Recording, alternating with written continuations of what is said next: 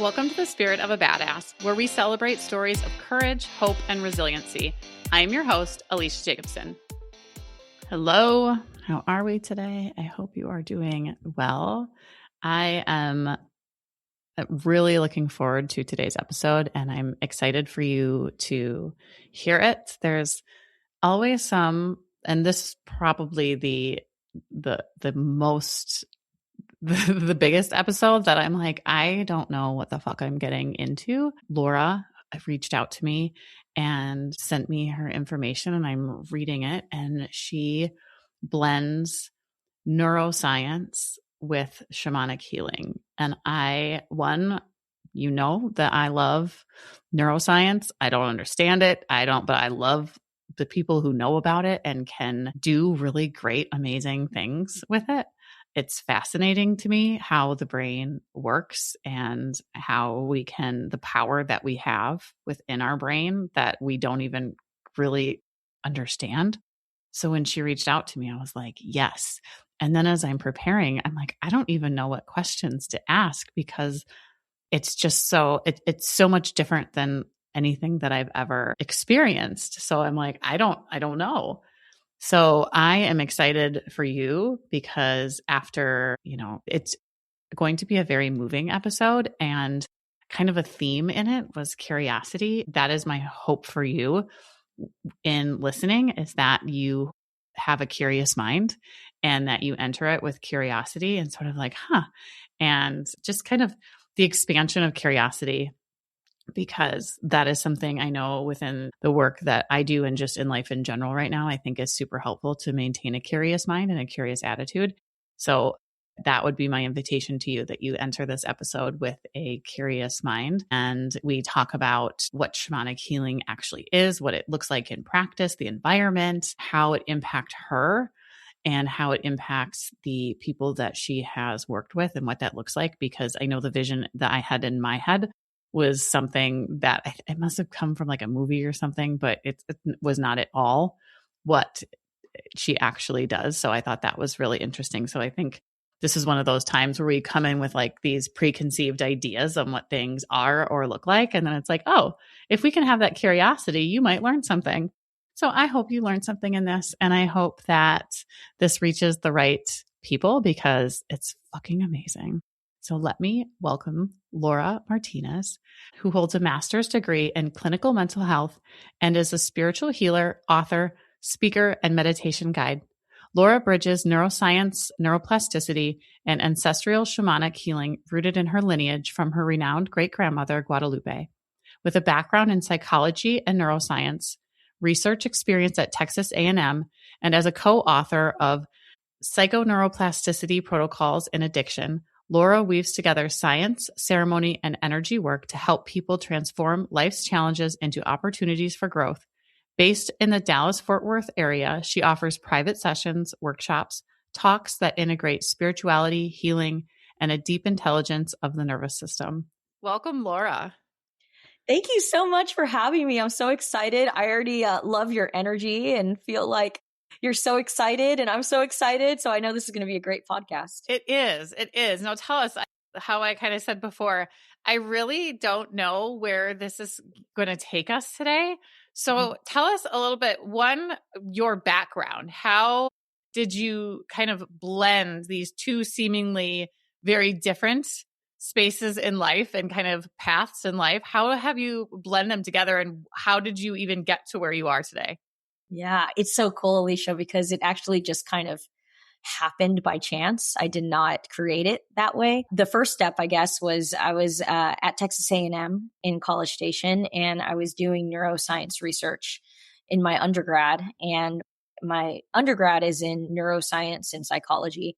And so that's how it started. And when I graduated, I started working at a treatment center, a substance abuse treatment center. And I always do these solo trips. Every year I go on a trip by myself. And I've been doing that since I was young. And so I went on a solo trip to Costa Rica, and I was at a restaurant and I was flirting with the waiter. I'm a flirt. I'm a Libra. And he said, you should do work with this shamanic couple. that's here. Cause there was a little post on the tree and I was kidding. And I was saying, should I go work with this shamanic couple? And he said, you actually should. And something inside of me really awoken, and he took me to go work with them. And I would never do that. I'm not a very trustworthy person. Actually, I'm very like opposite of that. I'm not a big risk taker. And so I went, but there was something in my soul that said, yes, I needed to go. And that shifted the course of my life. After doing work with them and feeling and experiencing the transformation that I had, there was something undeniable about doing shamanic work. And so I went back and I visited more. And at the time when I was working at that substance abuse treatment center, I was the director of the neuroplasticity department. And so I had a lot of leeway. And so I started just bringing shamanic concepts and doing shamanic work with the clients that were in treatment. And the experiences they were having were so transformative and huge that I just kept going, and I just kept going back and kept getting more information and kept bringing more modalities down to the treatment center. And I did that, and I worked there for about 8 or 9 years. And after that, I decided I'm going to split off and do my own private practice where I'm really honing in on what I call now neuroshamanism, which is kind of a modality that is bringing shamanic practices, mental health, and neuroscience together. So that's me. And I actually got my master's in clinical mental health. And so that's my background. And I love working in those 3 areas. Yeah. So you say those words and my brain is going, what does that mean? Like, what is that? Can you like break it down and give a few different examples of here's what it maybe looks like in practice to be a neuroshamanic healer? Am I saying that correctly? Yeah. Yeah. Okay. You're saying. Okay. Yes. Yeah, it is. People are always wondering. And, whenever I do consultations with people who are going to work with me, I always want to get on the phone and just give them a clear understanding, because what shamanism sounds like and what neuroscience sounds like whenever they're put together is not usually what people expect. And so I'd love to give a description of that. To me, shamanism, just without neuroscience, shamanism is the idea that we can heal ourselves and that we have all the resources available to do so. Our breath, resources in nature, people, supportive people that are in our life, spirit guides, spirit animals, angels, your higher power, the higher frequency of becoming who you are. It's the belief that the person can heal themselves. And so what a shamanic practitioner does is they help that person connect with that higher frequency of themselves. And it really is about finding your own personal medicine. In shamanism, there's a belief that we all have our own medicine that helps us heal, but also medicine that we need to give back into the world. And it's as unique as our thumbprint. And because it's so unique, each person needs to tap into that medicine and what that is. And that's what I talk a lot about, purpose. And really, we could call it purpose. But a lot of times, especially in the Western world, we believe that purpose is an occupation, a job, but it doesn't have to be that. It can be a mindset. It could be becoming a mother. It could be being a catalyst in the world in some way to open up some new avenue of life. So to me, shamanism is the belief that we can heal ourselves in finding your personal medicine. Neuroscience is the concept that every spiritual thing that we do, everything that we're doing, we have a science explanation to most of it. And so the reason I like to bridge both of those together is doing modalities that really do prove that the brain is changing.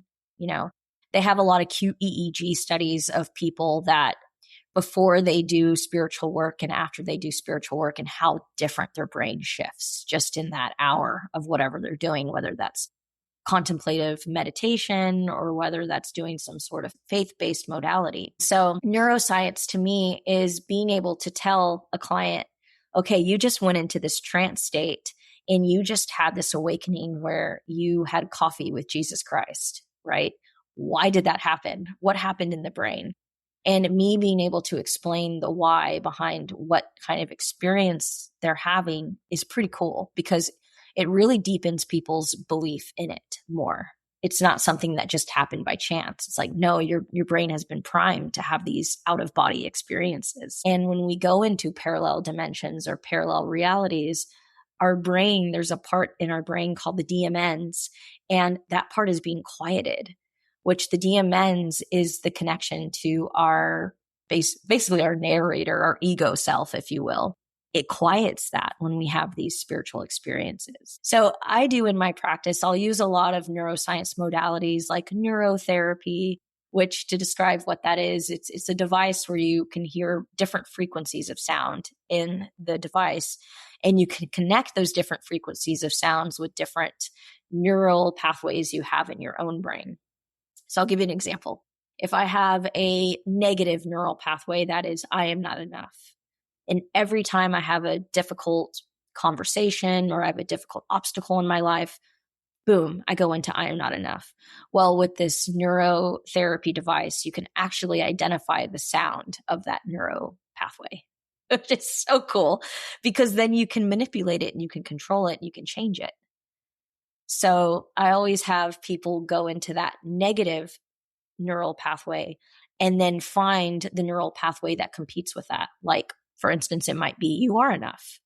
Remember that one time that you won that award of being this type of person, or maybe you're an expert or this, and maybe your family really values you. That means you're enough.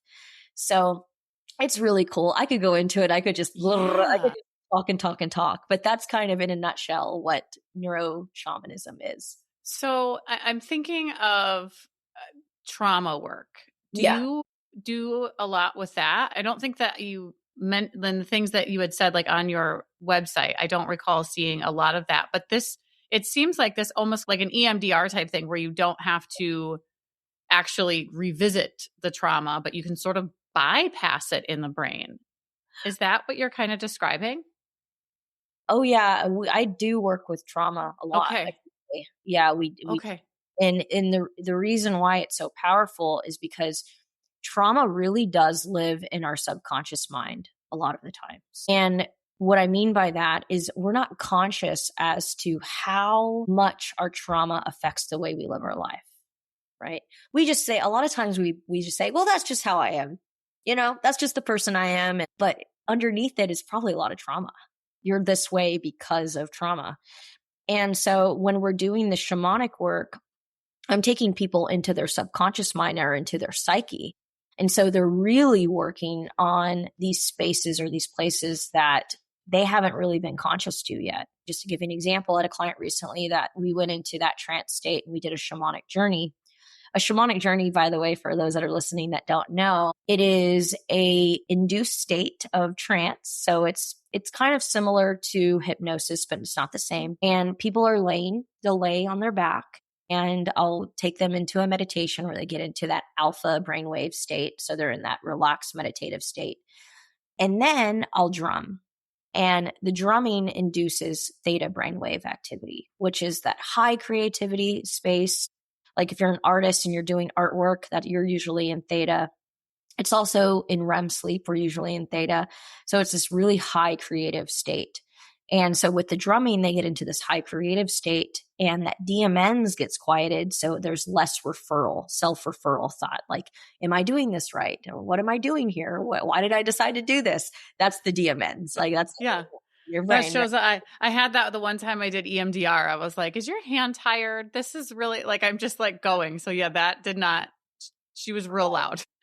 Exactly. And so with shamanic journeys, that quiets and the person can have this experience. Well, with my client, she's had a lot of childhood trauma that we've processed through and talked about. And by the way, I don't take people into a shamanic journey until they are ready. And when I mean they're ready, I mean, do they have coping skills? Can they handle what's going to come up to the surface? I do think it's really unethical for some practitioners to do this work where it's the first time and it's the first time they've done anything like this that can actually cause a lot of harm. Yeah. Right. So I really need to be familiar with the client. I need to know that they are okay with going to this extent and this depth, And so for her inner child came to her, and she was forced in a way to soothe her inner child because her inner child in the shamanic journey was having just a meltdown. And through her soothing her inner child, she was able to heal some of that trauma. A lot of her trauma was, or is, neglect and not having the soft, loving, nurturing mother or father that you really do need in order to be, a loving being in the world. She didn't have any of that. So her nurturing herself and giving her inner child that was so healing for her. She didn't realize that she could do that for herself. Yeah. Yeah. Wow, that's amazing. Yeah. It's beautiful, the experiences. Yeah. Yeah. I mean, how do you get there? How do you said like a meditative, but I know when I tried it for 3 of them, but for 2 of my births, I did hypno babies. Oh, So I have hypnotized in my second birth that I had. I was completely like, I didn't feel hardly anything, just a little bit of pressure when I was, pushing her out. So wow. I kind of have like, I've heard that some people's brains are more kind of primed. I think like you have to be open to the idea of it. So Yeah. I kind of have some like idea, but you said it's not hypnosis. So what is it? What is that like? Yeah. That's a great question. So hypnosis is more about the person being taken to a certain spot, right? Or a trance state is you can go wherever you need to go. So there is more of both are great. I've done hypnosis on myself for, in my own therapy work, and it was amazing. A trance state is more you take them into that theta brainwave state and then you just see where they go with it. And in shamanism, what we do there's 3 different realms that we can travel into. So that is the part where you are taking them to a certain realm, right? So there's the lower world. The lower world, there would be an opening that would go into the ground, so to speak. But in shamanism, it's kind of weird because it's actually flipped. So you think you're going in the ground, but it's actually a lot of people with the lower world, they have experiences where they're actually in the sky. So I say in the ground, but it could be the sky. And the lower world, when we take people into the lower world, it's more about having experiences with themselves. So that could be purpose, that could be characteristics of who you are.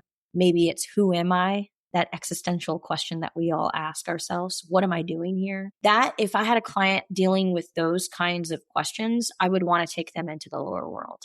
So the lower world, what that would look like is that guided part. And then they have an opening in the earth, or they see an opening and they go into that opening. Then I'm drumming straight from there. And then we see where they go. So I'm not, trying to get them to go to a certain place. It's just the soul Do they knows. talk to you while this is happening, or is it how does that process work? Sometimes. So with an actual shamanic journey, no, they're not talking to me. They're in a trance state. They forget they're even in the room. Yeah. They're completely disconnected. And you can see because their body is completely still. Like they do not move a muscle. And sometimes this is a 3-hour state. Wow. So did they determine the time then?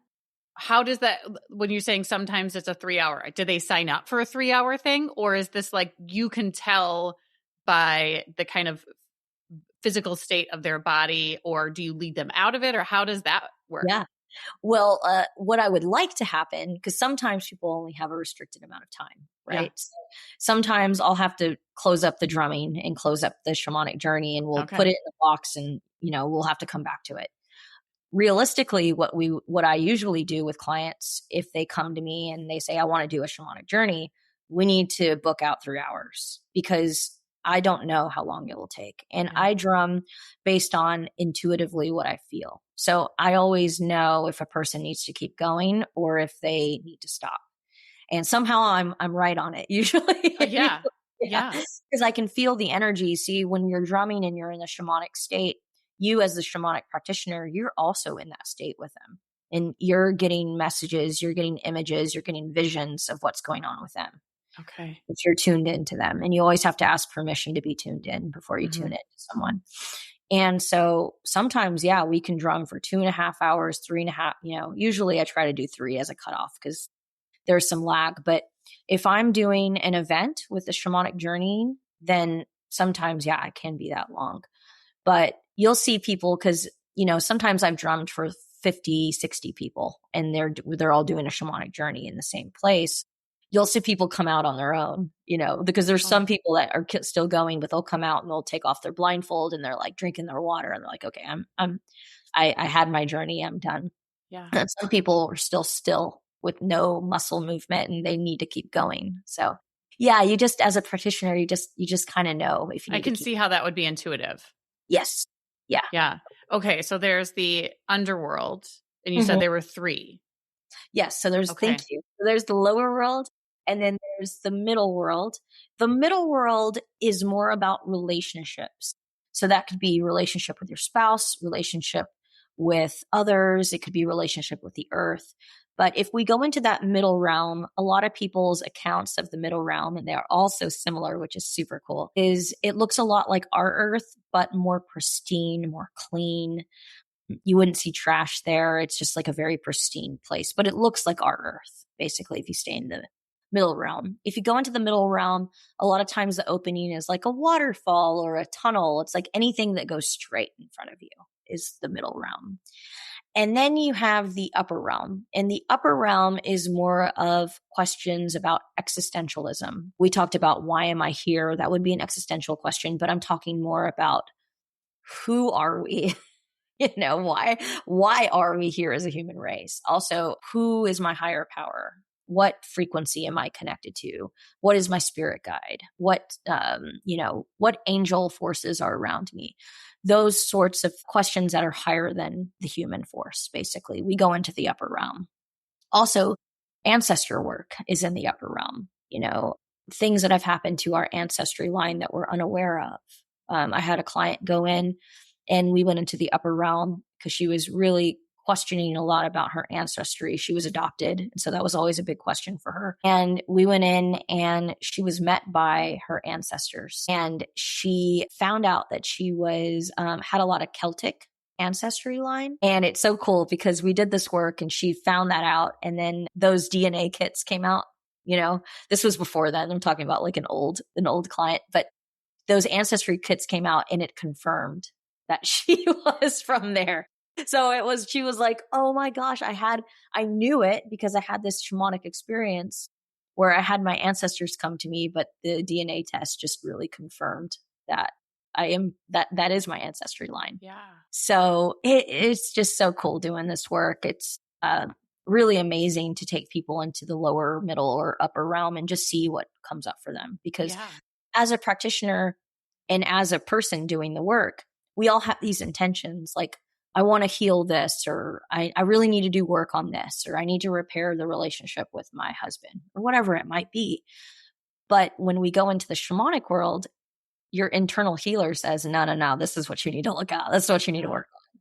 So it really is a cosmic experience because what people expect is going to come up is usually not what comes up for them. Yeah. Okay. So tell me about you then, because I'm just imagining all of the years that you have been a practitioner and you've been able to witness what I can only imagine is like extreme transformation on I can't even imagine. This is the part where I'm like, I can't even imagine the transformations that have like the ripple effect of what has been in the space that you have created. How has this impacted you and your beliefs and like who you are as a person? Oh, entirely. It's entirely changed my life. And I get a little teary eyed because I actually recently started a neuroshamanic cohort where I'm actually teaching people how to do this work. And it is in my ancestry line. My great grandma, she was a shaman in Mexico. And I didn't know about her until I was already doing the work. So it was so crazy that I found out this is actually running in my DNA and my bloodline. And I had no idea until I started digging. It has changed me. And I really believe these non-ordinary states of reality are more impactful than we think they are.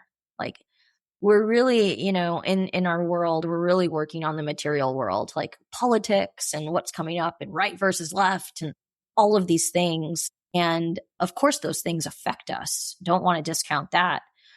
But I think if more of us were more in tune with those non-ordinary states of reality and thinking outside of that box, oh, we would heal so much. We have access to so much more than we think we do. You know, we are powerful beings. And when I say that, I mean that with every part of my body. Like the things that we can do, the things that we can visualize, the things that we can create as humans, we are so powerful. And it's just, if there was anything that I think has changed with these sessions that I have with clients and them having these powerful experiences in 1 hour, right? In this small little container that I have in my office, it's like, wow, what can we do with hours and multiple humans and in the collective? Like, how powerful are we? But we don't realize how powerful we are. So we don't access that power a lot of the times.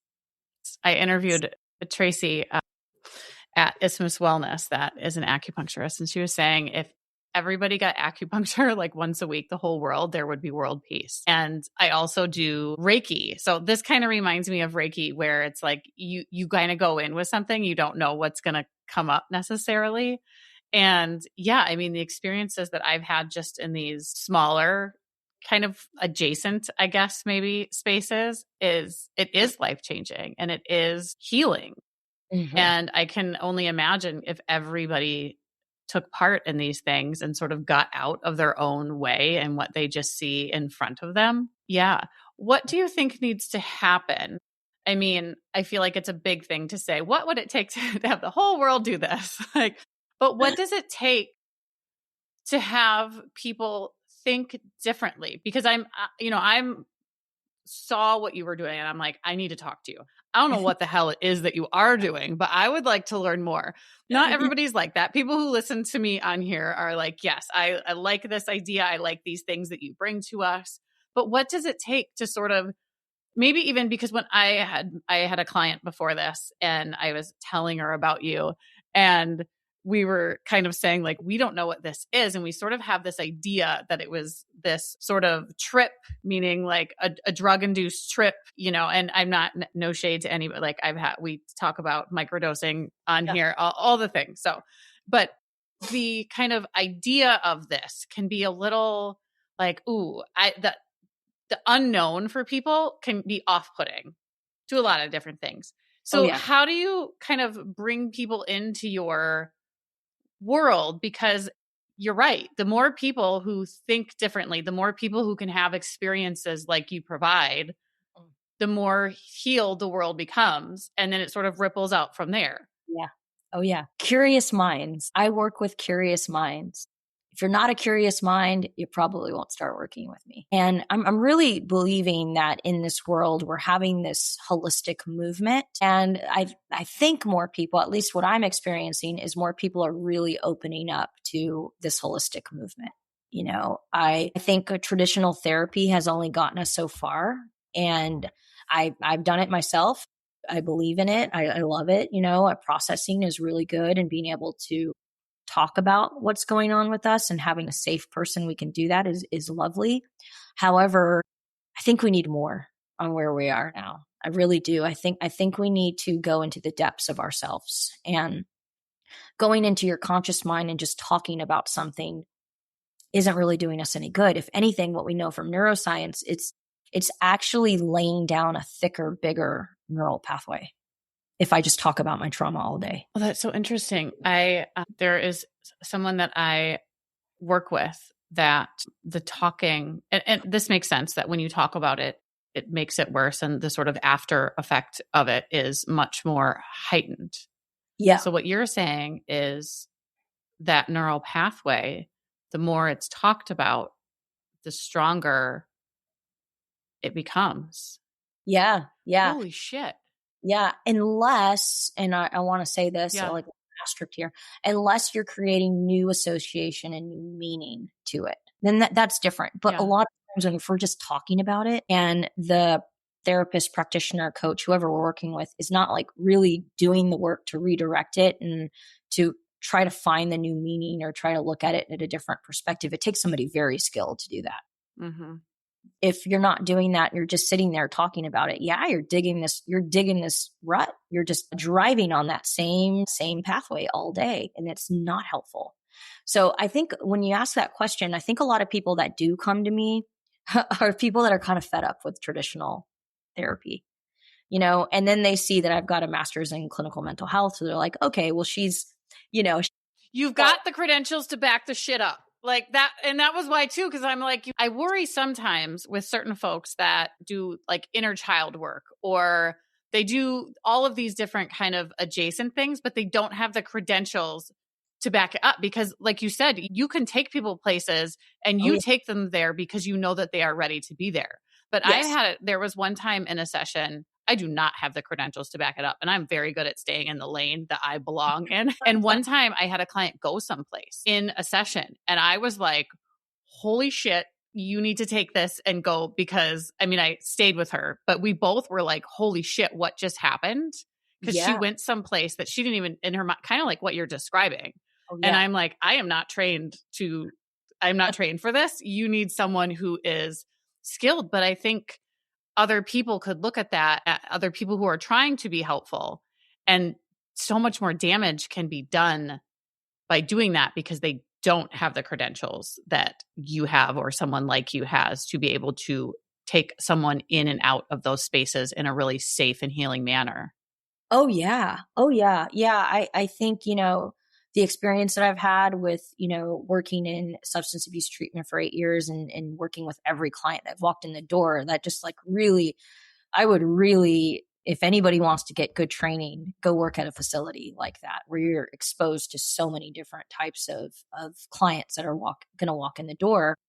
But yeah, I think from working in this holistic realm, a lot of the practitioners that are in the holistic realm, they are so woo that they're so out there that they can't really connect with people. I mean, if you're in Spaceland and you're not on the ground, you can't really connect with another human soul. Like you've got to be able to do that connection. And so I think one of the things that people do like is I'm almost like that bridge from the, that very traditional realm and then this realm of let's go into that non-ordinary state. I feel like I'm a good bridge for that. So I think I get a lot of people who are really curious and wanting to have an experience. Yeah. Because you're trusted.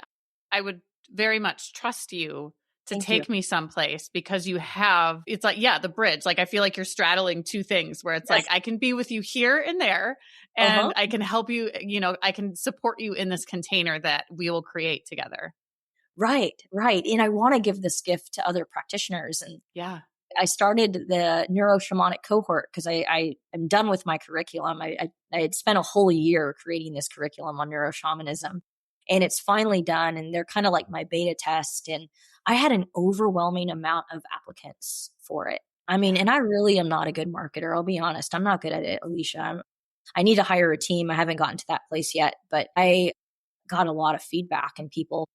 I took 13 people in, and I'm teaching them how to do the shamanic work, how to go into these non-ordinary states. We all can do it. It's not like I'm special or anything like that. Like we all have the DNA to be able to go into these psychic places. Everybody can do it. It's just teaching the brain how to do that in training. It's like a muscle, like going to the gym. Totally. And working out. Yeah. Yeah. Yeah. Absolutely. Yeah. Okay. All right. So that was sort of your kind of how this has impacted you. Yeah. Share a little bit about the impact it has on the people that you work with. You said they're curious naturally, maybe not naturally, but maybe they've gotten to the space where they're like either fed up, they're curious, just have a general curiosity of like, if you think about it, I'm in this space, I feel like all the time. I have a thing that is over my like wall behind me. It says it's all made up. Like this sort of like, I'm in like this big, like everything matters and also nothing fucking matters. And it's so all the things that we think, like, I'm like, that's so fucking stupid. Like, who cares? But then also I care so much that it's like, I'm in these. Yes. And so I can see why that would be so helpful because even just like I've started doing a little bit more yoga nidra, and that kind of takes you into kind of, and I say like, I'm guessing this is very like surface level. I'm, in a No, it's class. great. No, But it's one great. of the things that kind of what you're talking about, it said like, what is your purpose? And they had, I think the sound bowls. Oh yeah. And my question was to myself, I was like, oh, that's so interesting because most people, when they think of what is your purpose, it's like what you said, just the ideas. And I'm like, what is my purpose? Not in reflection of other people. If I'm not something to someone, and wherever I was in my brain or wherever came up with creator. And I was like, oh, that's interesting. Like I create a lot of things, Oh but yeah. it was just sort of like, huh, but it would be so cool to see that on a so much deeper level. So what are the sort of like what happens afterwards? And do you get to follow? I mean, you've worked with them before. So do you get to see the sort of path that they then take with this information? All right, give us all the details. You're gonna get me. I'm already getting all teary eyed. I'm so sensitive, Alicia. I mean, you have to be. I mean, if you're saying I'm in this space with them, I can feel their energy. You have to be the person that like it Yeah, moves you. it does. It is the most beautiful experience that I've ever encountered in my entire life. It is by far. I didn't have children because this is my baby. This is my maternalism in a very ethical way. I'm not anybody's mother. That's not what I'm saying, but it's more from a shamanic side of like that I vision this old grandmother, me holding space, right, for them, like my old wise woman that I like, smells like baked cookies when you walk in the house and like that sort of like cozy nurturing part, right? The work has really, from what clients have told me and shared with me and write me letters and send me messages. And it's like, there isn't a day that goes by that I don't get one. And that's not to gloat. It's not me. It's the power of the work. It's the power of, I don't take Laura Martinez, me. I don't take credit for any of that. It's spirit that does that. Just kind of like this vessel, like Yeah, that's what just popped. Like you are the vessel that it flows through. yeah. Laura Martinez, like on her own, like I go and to go drink wine with my girlfriends. I'm just a real ordinary, American person, but really that vessel is it. You know what I mean? Like they change the course of their life from this work. I'm thinking right now, Spirit is telling me to tell you about a client that he was going to kill himself.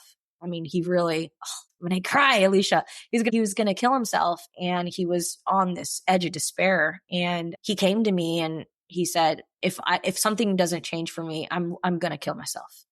And you're my last hope. You're my last hope. I've done everything. And he had done every medication you could think of for depression. He had done his parents had money. So he had spent money everywhere. And we started doing work and he was a lawyer and he was really depressed in his job. And that wasn't the only thing. He was also like, didn't have a relationship. It was just all of these puddles of I'm not good enough and this sucks. Everything sucks. And we did work and he actually wanted me to stay very neuroscience with him.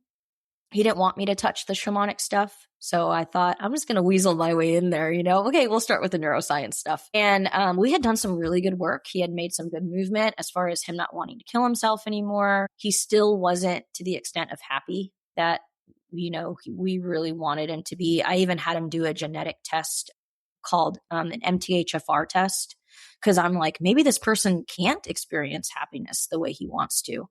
And so for those that are listening that don't know what that is, there's a genetic factor in our brain called MTHFR. It's short term for mother. Yeah, you get me. If you put it all together, that's the acronym. But that MTHFR is like the ingredients to make dopamine, serotonin, norepinephrine, which are all those happy-go-lucky things that we feel. And so if you don't have enough MTHFR and you're deficient, you were born that way. It wasn't something that just happened. And so there's some people in the world that they can't have 100% happiness because they don't have the ingredients to make 100% Damn, happiness. I didn't know that. Yeah. So in our, this is an aside. Can we go there for just a second though, and then come back? Okay. Yeah. Yes. Take us there for just a second. So in the treatment center that I was working in, we tested everyone that came in the door. And, there was 40 beds at the men's facility and 16 at the women's. So every 30 days you were working with 56 clients, right? Because we were usually full. And we would see that a lot of people in addiction they were born without all of the cookie ingredients they needed to be happy. It's something that a lot of people don't know about. Actually, if I have a client that just, we're doing this deep work and we're getting in there and they're like still feeling depression, I'm like, there's something genetic going on Yeah. here. Oh, there's something hormonal going on. So I always like to ask people about their hormones and their MTHFR, because we got to take that into account, and people, because sometimes Yeah. those signals are shot as well. Yeah. You said it's genetic. Does that mean that can you then give them, you're saying like the medication didn't work, but can you do things to support that so that they do feel better? Yes, you can. You can give them a methylated vitamin B. It has to be methylated, because methylated means it crosses the blood-brain barrier to the brain. And so you can actually order it on Amazon, but I always tell people to go to a source like Zymogen is like a good one, like a source that is actually producing, because I don't want to get into that, but a lot of supplements are not supplements. They're just, shit in a can. So Yes. yeah. So you got to really go to a good, credible source, right? But yeah, so if they are deficient in MTHFR and then they start taking this, supplement, basically it's a vitamin B, but it's methylated, then they start experiencing like the full blown happiness. They're like, what the fuck is this? I've never felt this before. Crazy. And also how that's such a wow. Yeah. Okay. Yeah. Well, thank you, because I feel like that is just a little nugget of, unless people go down these, rabbit holes or have had somebody talk to them about it before. I mean, could be really helpful for people. It can be. And on top of that, for anyone that's listening and you're curious and you've been on maybe an antidepressant or an anti-anxiolytic and you're trying to be happier and you can't, go get an MTHFR test. They're actually not very expensive. Okay. I think they're the last time I checked, they're maybe 140. If you do a good one, you want to do a spit test. Okay. Not a blood test. A spit test that's for hormones too. A spit test is always going to be a lot more accurate. I know I did one and they're like, it's no wonder you're not happy. Oh yeah. You have no anything. Was that your hormone? That was I had, my serotonin was low, my GABA, everything was negative. You're on empty. But I'm pretty sure that was a spit test that I took over the course of 24 hours or something. Yes. Yeah. Yes. That might have been an MTHFR. Okay. I'll have to go look at the paperwork and see if that was on there, and maybe it just didn't show up anything. So we didn't go over it. That might be. Yeah. Okay. That's curious, because they're usually the spit test is. Okay. Yeah. Okay. Yeah. Interesting. Yeah. So going back to this. Okay. Yeah. Working with. Yeah. We did the MTHFR. He was a little bit deficient, but not enough to create what he was feeling.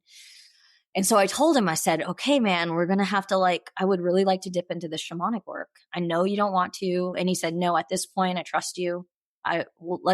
You've taken me out of the hole. We've done this together. I'm in this. I don't want to stop working with you. Cause I pretty much told him, we're at this plateau, dude. Either I don't want to keep just staying in this plateau. And that's something I do too, is if a person's reached a plateau and go work with someone else, go get another experience with someone else. Cause maybe you need to do EMDR, or maybe you need to do just some sort of different modality. Mm-hmm. Let's not go in on this plateau together. Right. There's no sense in that. So he wanted to keep working. So I was like, okay. So we started the shamanic work, and man, we had our first experience, and he was just oh my God, he was just in tears. He saw himself as a little boy in his room, and he remembers being so unhappy playing with his toys, but he just kept playing because he thought that was what he was supposed to do. And so we went to this first memory, I think, that he can recall of just not feeling motivated or not feeling happy about anything. And we did a lot of work off of that inner child, and we started doing some inner child healing and what was really going on with your inner child at that moment, what was, really happening. And every time we went into a journey, we would make progress with his inner child. And he said, what's really crazy? When I was little, I was so into astrology and into the stars and into all these things. And I am just so unhappy as a lawyer. I hate it. And I said, then why are you doing it? And he said, well, because my grandfather, my father, my great grand, like it was like this line of lawyers, and it was like this expectation. This is what you have to do. And so, he quit his job. He quit his Hell job. yeah, he did. Like, and now this guy, I could say, because, he keeps in contact with me because we did all this work together. Obviously, not my client anymore. Yeah. But he now takes people he takes them on retreat, and he takes them to do journeys with them. And he is a cacao facilitator. So he works with cacao a lot. And he completely changed his life, and he's so happy. He is so happy. He sent me a little gift from one of his journeys, and it was like, not a day that goes by that I don't think about our work together. Yeah. Sorry. No, I mean, you describing him coming to you saying like, this either works or I'm ending it. I mean, Yeah. that's a huge one. That's a lot of pressure. Oh my gosh. Yeah. So much pressure. There is this idea, and I talk about this a lot on here, of just doing what we think we should do. And that's exactly what he did. Yeah. They had a lineup of lawyers that this is what I'm supposed to do in life. And it's no wonder you're not happy. And then finding like, oh, this is what I actually love. And then going out. I mean, talk about purpose. Oh my gosh. Yeah. Amazing. And there's so many stories like that too, It's really beautiful. You got me all tenderized, and I'm an ugly crier. So sorry. Same. I cry on here like often, and I'm very ugly. There's nothing pretty about my crying. You got nice nails though, wiping your tears away. Your nails look. Thank you. But yeah, I mean, it's special. This work is really special. I'm so excited for other people to be able to do this. Like you said, the ripple effect, like be able to impart this sort of work, because it's so special. It really is. It is. Yeah. So what I know you have a lot of things that you kind of offer and do. And this is one kind of piece of it, the one-on-one work, but you also said you've led groups of, a lot of people. Yeah. Tell us about, kind of, I don't know, like all the shit you do. Some people are so eloquent. I listen to these podcasts and they're like so eloquent with their words. And I'm like, they're in there someplace and they just don't come out my mouth. No, I'd rather you not be eloquent. I like just the way you are. Like, they get stuck. They get stuck in my brain. I'm like, I don't know. Give us all the information of what you do. Well, I do a lot of shit. I really do. I'm also a master Reiki practitioner. Oh, so. I don't understand it. I don't get it. I don't but it's so fascinating. All of this is so fascinating. I love it. Yeah. I mean, the fact that with our hands, we can help other people move their energy and change their energy. It's so cool. And it's so real. And there's so much. Like I was working with a lady a couple weeks ago, and she had a lot of trauma in her tummy, like area, in her inner womb area specifically. And I said, have you had a lot of miscarriages? And she said, yeah, I've had 3 miscarriages. So I was like, okay, here we go. This is where we need to do the work. Like, because your body is still, of course, your womb is still experiencing the trauma right now today. Like we need to do. So that's really special, being able to just do energy work. That I will do with someone if they're like, okay, it's my first session. I'm like, oh, let's do some Reiki.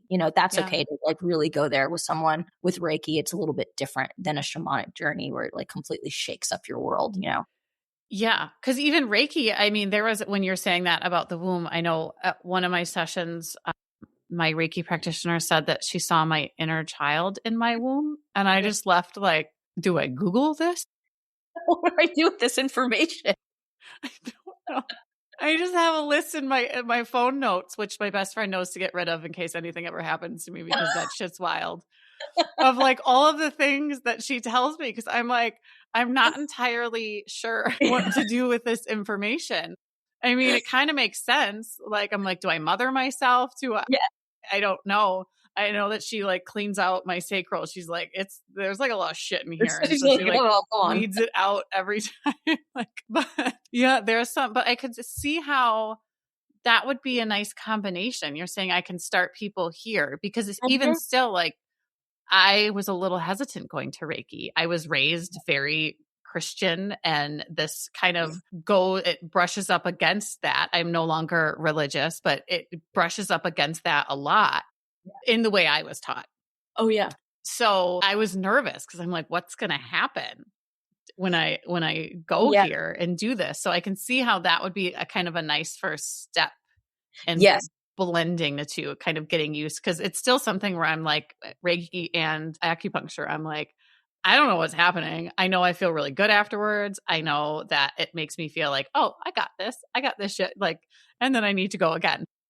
Oh yeah. No. Yeah. I think it is. If somebody's even open to Reiki, that is an awesome first step. If someone's not open to any of that, I always like try to go the neuroscience route. Yeah. But yeah, absolutely. I think so. I do that. And then I also do workshops and retreats. I do one workshop or retreat a month. So sometimes I'll do an intuitive workshop where I'll teach people how to be intuitive and how to tap into their own intuition. I've got one in a couple weeks, and it's called Reawakening the Playful Heart. So teaching people how to reach their playful side, because this is so serious right now. Oh yeah, I need that. I transfer that one over every year, usually on my goals. You're like, this is the goal I'm going to be This is the year I'm going to be playful. I've had it since like 2011 to be more playful. You're so playful though. I know, but I also have a lot of children. Like I want to be playful with them, and I'm tired. So like they know at the end of the day, it's not, I'm like, if you just weren't in school, I could be playful. Like in the morning, I'm real great. Evening, I'm real tired, like not so playful, but that is something, that's just been carried over. Oh, that makes sense. Yeah, I'm sure that's so stressful having kiddos. And yeah, absolutely. And I think that these retreats, there really are, I feel like I make them based on what's going on in the collective, right? So I just did one. My January retreat was a grief retreat. So working with people's grief. And that was really powerful. So I do those. I also do a virtual meditation every month where I do a different shamanic theme every month. So last month was connecting to the shamanic heart. So cave work is what we call it in shamanism, but going into your heart and repairing or syncing with or connecting with. A lot of times our heart gets put on the back burner, right? So did that. And then I also do once a month, I do an in-person meditation, which I'm in Dallas, Fort Worth. The meditations I do are in Fort Worth. And so I'll do once a month. I have one tomorrow on just mindfulness and going back to the basics of mindfulness. So I like to teach and I like to guide people. I also have some curriculum that I just wrote that is going to be live in April, we're hoping to release it to the public. Right now, I've got a private group, the Neuroshamanic cohort. They're going through that and also learning how to use this awesome, powerful modality with their own clients. Most of them are therapists or practitioners of some sort. So yeah, I can just see how that would be so, I mean, talking to you, I know this is valuable, but what you're doing, the work of blending both of them together and teaching these other practitioners, because that's when you get, I mean, like you said, talk therapy and that you can get so far with it. But if you're like coming up on that wall, giving them this tool is, I mean, I just know with the little work I've done in my brain, like, the kind of the trance work, it's like, holy shit, what's in there? I know. We're so powerful. We are. Yeah. And I mean, think about our dreams. Like, I don't know. Do you dream, Alecia? So I have started dreaming again. When I owned my gym, I don't think I slept enough to dream, because I'd get up at like 4 a.m. and sometimes I was like nursing and I wasn't going to bed. I wasn't getting enough sleep. But now I have the weirdest dreams, and I'm into astrology. So they were talking a lot about Neptune, and the dreaminess of it is kind of, happening, is highlighted right now. But yeah, the dreams are just wild. And some of them I'm like, okay, I have to remember these things so that I can, like, what is the meaning behind them? But to do that, not asleep. Yeah.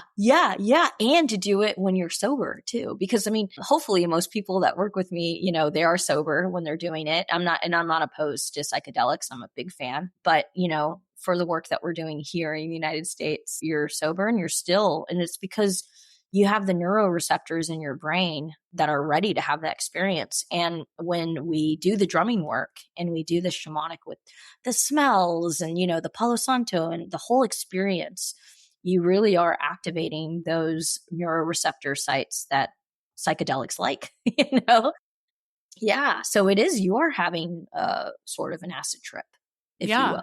will, in a way. And I'm not full blown like, oh my gosh, I'm really on acid. Yeah.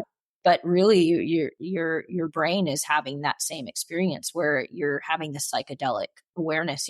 Some people even have like auditory, sounds so scary when you say auditory hallucinations, but they are, they have auditory, like a guy yesterday was like, were you playing ocean waves? And I was like, no, Nope. like it's complete silence. You were. I was like, you were, and he's like, I swear to you, I heard ocean waves. And I was like, not happening here in this realm, but yes, in another realm. Yes. Where you were. Yes.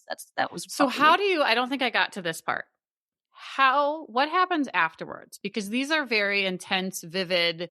There's a whole lot that happens. What happens afterwards? Because that's probably where the depth of it and the change and transformation happens. So what does that look like immediately afterwards and then throughout your practice with them? Right. So integration is a huge piece in this work of, okay, you just had this amazing experience. Now let's work with it. So for you, like with your Reiki practitioner that you worked with, I would have you go in and probably visualize that again and talk to that little girl inside. Right. And have a sort of dialogue with her. And whether I'd have you visualize that or actually us dialogue together where I'm your inner child and you're you, I don't know how I would do it, just to be intuitive, of course. Yeah. But that would be the integration piece, though, is like, let's take what happened, from your journey. Like my client that saw his inner child in his room, unhappy playing. He's supposed to be happy, but he's unhappy. Okay, that's really good stuff we can work with. That's stuff in your subconscious mind that we can work with, So that integration piece is the most important piece. Yeah, we can have these awesome psychedelic experiences, but again, like you said, like, all right, what do I do with this now? Like, what am I supposed to, it was cool. I loved it, but where do we go from here? And it's like, I believe you have this internal healer inside that is showing you and saying, okay, here you go, Laura, this is what you need to work on next. And if we're just having this experience, but we're not doing any integration, it's not as useful. Yeah. How does that, okay, so what you just said there, this internal healer inside, and maybe you can speak to you or maybe somebody that you've worked with for a long time. You had mentioned the client that does the retreats and stuff, but what does that look like to be healed? Yeah. Well, I don't know if we ever get to this point of fully transcendental. I believe some people can, but like Jung, he says it's a never ending journey. And I really do believe that it is. But I think that, healed is such a powerful word. And I want to use it because I can say, like, I've had experiences with clients where I can say, man, they are so healed from that trauma. Like it is, they are really healed. And I think you have signs like your nervous system is calm.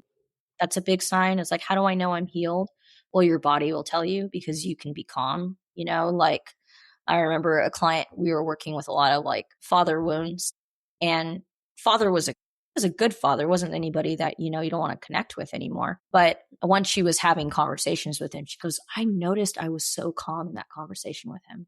And usually I'd already be all pissed off and fired up, even if he didn't do anything. So your nervous system always tells you if you're healed. Yeah. Your mentality, like what your thoughts are saying, where jealousy, for instance, like if you're a jealous person and you've got a lot of trauma around like being neglected when you were a child or whatever it might be, if you're not having suspicious thoughts anymore of your partner, you're not, that means you're healed. So it's where your brain goes. Also, what are you attracting in your life? I think that's a big indicator. Like, I'll have a man or a woman be like, why do I keep attracting these toxic women or men? And I'm like, because you're toxic. Have a seat. Hate to tell you this, but yes. So if you start being like attracted to healthier people and you're attracting these healthy experiences and these, high vibrational energy, then I could say like, okay, your vibrational energy has shifted because this is what you're attracting in your life. So that, that's an indication too. And also, a lot of people, when they're healed, they'll start living their life completely different. They want to keep this. They want to maintain this. They don't want to go back to where they were. So in the brain, neuroscience actually shows that if you don't maintain yourself, it's not like your brain can go back to that despair, but you do need to maintain it. You need to continue. It's not just like okay, I'm going to go see Alecia or Laura for, 2 months and then I'm good. No, it's like you've got to do something to maintain that. Doesn't mean you have to see us for the rest of your life, but you got to do something on your own. Some sort of ritual that you do or routine that you have that is a healthy lifestyle. That's the majority of it. Yeah. Yeah.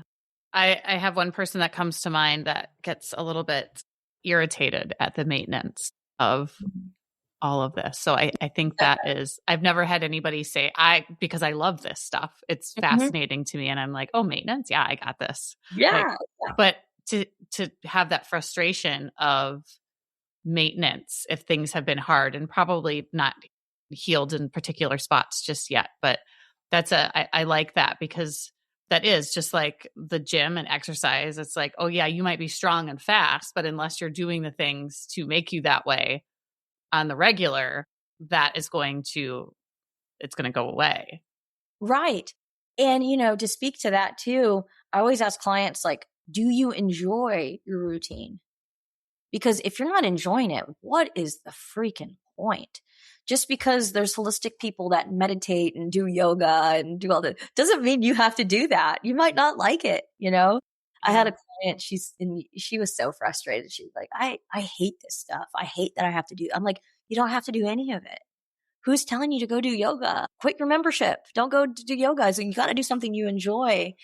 And she's like, I like playing basketball. It's like, go play basketball. That's freaking awesome. Like, you have to enjoy what you're doing. And I think that we get into this, even with the holistic world, like we get into this like I should wear the mala beads and I should do like, no. That's not holistic living. Holistic living is like listening to your soul, listening to your body. Like, what really lights you up? Do those things that light you up. That's it. Let's keep it simple. We don't have to get into these new practices you've never done before. Like, just do what makes you happy. Yeah. Yeah. And if you have the awareness of that kind of internal barometer, then yeah, you can feel that. Okay. Oh, yeah. Lastly, because we kind of didn't get into this and you kind of alluded to it a little bit, what is it like physically to work with you or do a practice like this? You said there's drumming, but can you give kind of what it would be like in a one-on-one situation? And then when you do the workshops, like what is the environment? Where are you? All of that stuff. If you're at a retreat or a workshop with me, I'm always going to make sure that we have a very visually pleasing space. The space that I use, the yoga studio, it's a yoga studio, but it also has like a gong in the corner and, it's got the sound bowls because I use a lot of sound bowls, and it's got rattles and instruments, and, it's got the beautiful big quartz crystal and all of that stuff. So it is a very holistic environment, and it's soothing, and we always make sure it's clean and nice, and it's a safe space that you can really experience. One-on-ones, I have my office, and it looks holistic. It's very bohemian vibe.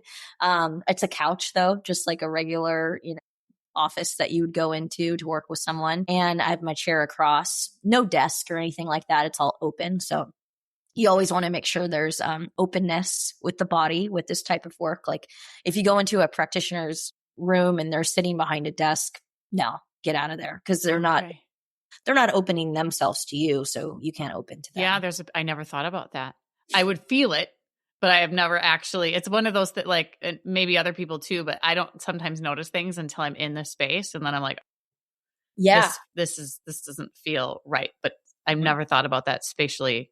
That would be okay.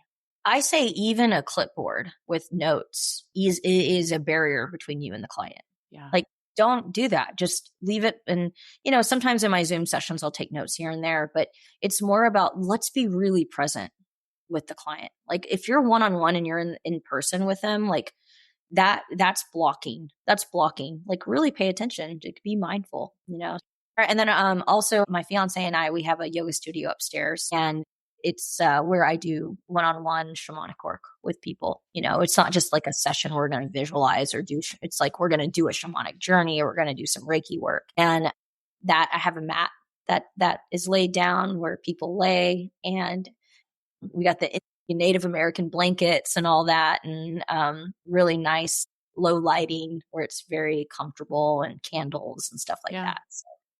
So that's the physical space. We always want to make sure like the person feels comfortable and safe where they are. Yeah. Oh, is there anything else that you think would be helpful for people to know that maybe we didn't get to or touch on? Yeah. I don't know why this is coming to me. You don't have to be prepared for this kind of work. You really don't. A lot of people ask me like on the consults, like, should I do anything or prepare in any way? Your soul already knows. Your soul already knows what to do. All we have to do is align with your soul. Once we're aligned with your soul and your inner self, you don't. So a lot of people are apprehensive around this type of path because they're like, well, I don't know what to do. I wouldn't know how to show up or what to be or what clothes do I wear or where do I put my hands? Like, you don't have to know any of that. You just show up, arrive how you want to. Doesn't matter what you're wearing. Doesn't matter. Just come as you are, and you will figure it out. You don't need to know anything extra. There's nothing extra you need to know. Yeah. Oh, I love that. Yeah. Okay. So how can people learn more about you? You're in Dallas, so that a lot of my audience is here in Wisconsin, but there is an airplane. Yeah. Or we also do Zoom as well. Okay. Yeah. All right. And how can people find you? And I do have some practitioners that listen. So how can they maybe learn? Maybe there's actually a couple people that come to mind when you're talking about teaching people how to do this work. I'm like, I will be sending this to them because I'm like, oh, you would be really good at doing what you do. Like they are made for their art. It's like prime for it, whatever it is. It's like, I can see it when you're talking. Ooh, yeah. Send them my way. You can find me. The most popular avenue of social media I use is Instagram. Okay. So you can find me there. It's the Neuroshamanic Healer on Instagram. Also my website is the neuroshamanichealer.com on the website. But yeah, drop me a message after my curriculum is uploaded. I'm going to bring my podcast back on. I'd love to have you on, by the way. And it's the Neuroshamanic Healer. So everything's a Neuroshamanic Healer. Yeah. But you can find me on there, and I'm going to start recording again. I kind of dropped off for a year while I was doing my curriculum. It was so hard to do both. But. Yeah. You got to have that give and take and flow to be in the flow. Oh yeah. Okay. So please find me on there. I work with people virtually. So I have people in Ohio, Idaho. I have people from all over. Since my shamanic practitioner side allows me to work with anybody in the world. I have a lady in Hong Kong even. So yeah, we can work. If you want to do some work on 101, or if you want to learn this path, I'd love to take you through. Excellent. Okay. Yeah. Thank you, Laura, so much for sharing thank yourself with people and just what you do. I know I learned a lot, and I'm guessing that other people, it's like, oh, and I love how you said, just be curious. And I think that is such a gift that people can give themselves, is just having that curiosity with everything and asking questions and just having a kind of curious mind. Oh yeah. Curiosity is beautiful. I think it's the opposite of conflict even. It's like, okay, can we be curious about each other instead of making our mind that this is the way it is? Yeah. Right? Yeah. Okay. Thank you so much. I love the vibe, by the way. Good. I feel like we just had like lunch, and we just like are hanging out, and it was yes. Thank you so much. Yes. All right. Thanks, Laura. Bye, Alecia. Spirit of a Badass is a Lit Path Studios podcast and is produced by Jamie Gale and Alecia Jacobson. Music by Shane Ivers. We'll be back with another inspiring interview. Until then, keep your spirits high and your energy badass.